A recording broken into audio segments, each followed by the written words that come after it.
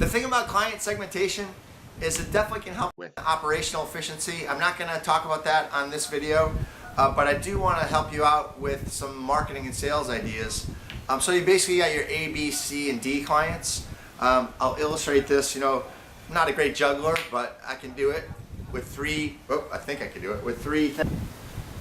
Not a great juggler. I'm not a great juggler, but I can get. I'm not a great juggler, but I could get three things going up in the air, right? If I mix in the fourth, there's just no chance. I can't do it. And so, not that I'm a great juggler, but the point is, if you get overwhelmed with your A, B, and C's, the D's might need to go. You got to figure out, that's a whole nother video about pruning your business. There might be some clients that you don't need.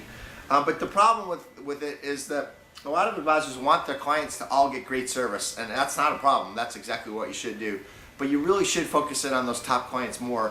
You know why? Because they know more people like them. So if you have your A clients and you're really focusing in on them, I want you to come up with some great marketing and sales strategies to meet more people like them. This is another FPA Coaches Corner video brought to you by Byrnes Consulting. In this video, I'm going to give an overview of the client segmentation worksheet we created for our clients to help them grow. Really simply, what you want to do is add your client name here, and then we want you to have multiple versions of this. We want you to update it at least once a year, if not multiple times within the year. So you're going to want to have an as of date that you upload and use. We'll go back to the rank column A later on, but let's dive right into the client name. What we want you to do here is do a data dump of all your clients, and on the private client side, you might find that you want to household the relationships. Especially if the next generation doesn't have the wealth yet, but you still want to treat them potentially like an A client that their parent might be or their grandparent. This is where you're going to have to do that householding before you do the data dump. Otherwise, you can just drop them all in as families or as individuals. It's really up to you. The next thing that we're going to want to do is figure out your client tiers, and you could call them A, B, C, and D internally. And this is maybe where you do it for this internal spreadsheet, but maybe you come up with something more advanced. After you do the data dump, you're actually not going to fill this column in until it's the second to last thing that you're going to do. But you got to decide, how do you rank your clients and how do you come up with those tiers. One real simple thing that you can consider is the asset size, and that might be your primary category, and that maybe is how you start the segmentation and do the rank initially. But there should be some other things that go into it, especially if you're commission-based or if you have some financial planning fees or some other kind of fee revenue from your clients. You're going to want to factor that in too.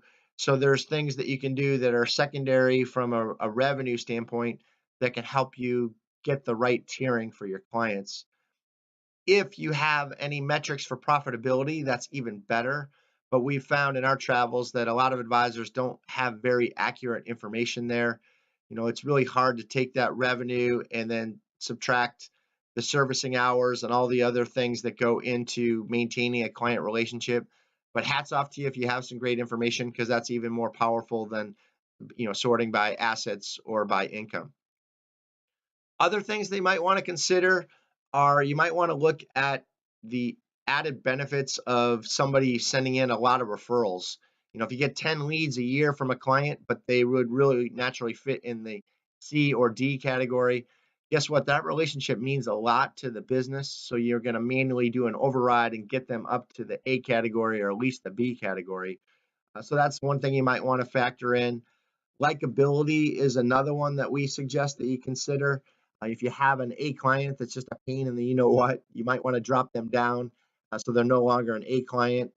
Or the opposite, you just have somebody that is wonderful to work with and you really want to treat them like gold, so you factor in where they should be and maybe add them up to the A category.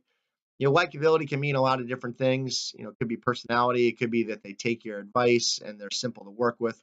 There's a lot of different things there. But you're starting to see, I've complicated it with just 4 categories. You can come up with even more metrics, and that's where you want to go back and just manually tier all your clients at least once a year and figure out who are those A, B, C, and D relationships. Once you've done that, you're going to want to highlight, the spreadsheet and all the names that you have, and go up to the sort functionality and click custom sort. Then click my data has headers, and you can use the headers that you've highlighted, and we'll do one by client tier. What that would allow you to do is then just sort the spreadsheet by A, B, and C. So you're looking at that. For a firm that luckily is in a good position that has a lot of A clients, so let's just say they have 100 A clients, you might want to then go do a rank. And again, this is an internal use only document that would show you all your top clients and rank them. There are times where you might want to have an event for just your top 10 clients. So it's nice to know who those top 10 are, or the top 20, the top 50, or the top 100. And that ranking is something that you probably do want to look at, again, at least once a year. This is a simple worksheet that can actually really help you from an operational efficiency side. And in future videos, we'll talk about how to use it from a marketing and sales side to grow your business. But do that tiering and you'll be off to the races. If Byrnes Consulting can help you build out a client referral strategy and help with your client segmentation, please send us a note at our contact us page on byrnesconsulting.com. And what scene really flew the coop? And this video is for the birds.